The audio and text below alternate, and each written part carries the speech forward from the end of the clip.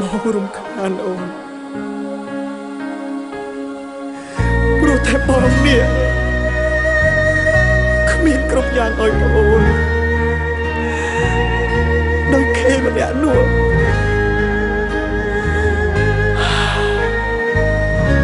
អូនទៅចោលបានដឹងច្បាស់វល់លាក់ផ្លាំងមានថ្មីហើយហេតុដេចឡើយចិត្តអើយនៅនឹកដល់នាងត្បិតយើងធ្លាប់ជាសង្សារនឹងគ្នាមែនតែពេលនេះបានបដូរផ្លាំងអង្គទៅហើយព្រួងអូនសំរេចចិត្តជ្រឿងរូបគេបងគ្មានទៀតទេនៅក្នុងបេះដូងបងក៏តាមចិត្តអូនទាំងធ្លាយទ្រូងឲ្យតែស្ងួនអូនពិតជាបានក្តីសុខជីវិតអូនរស់បានសុខហើ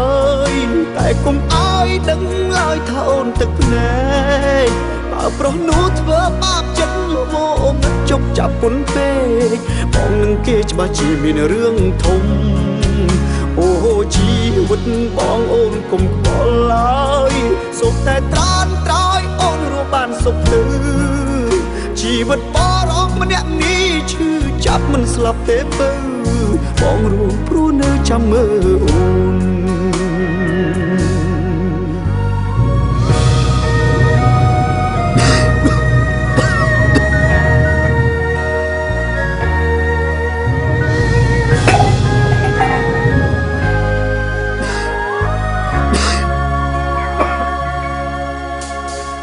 ច្បាស់វល់លាក់ផ្លាំងមានថ្មីហើយ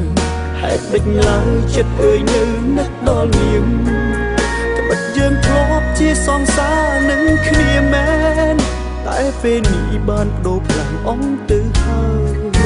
ព្រួងអូនសំរេចចិត្តជ្រឿងរូបគេ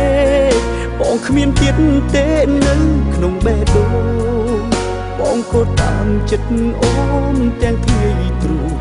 ឲ្យតែស្ងួនអូនពិតជាបានក្តីសុខជីវិតអូនរស់បានសុខហើយតែកុំឲ្យដឹងឡើយថាអូនទឹកភ្នែកបើប្រុសនោះធ្វើបាបចិត្តអូនជប់ចាប់ពុនពេកបងនឹងគេច្បាស់ជាមានរឿងធំអូជីវិតបងអូនកុំខ្វល់ឡើយសុខតែត្រានត្រោយបានសុខទៅជីវិតបរោះម្នាក់នេះឈឺចាប់មិនស្លាប់ទេបើបងរស់ព្រោះនៅចាំមើលអូន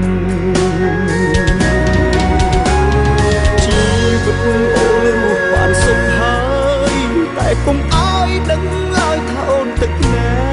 កបើប្រុសនោះធ្វើបាបចិត្តអូនជប់ចាប់ពុនពេកបងនឹងគេច្បាស់ជាមានរឿងធំ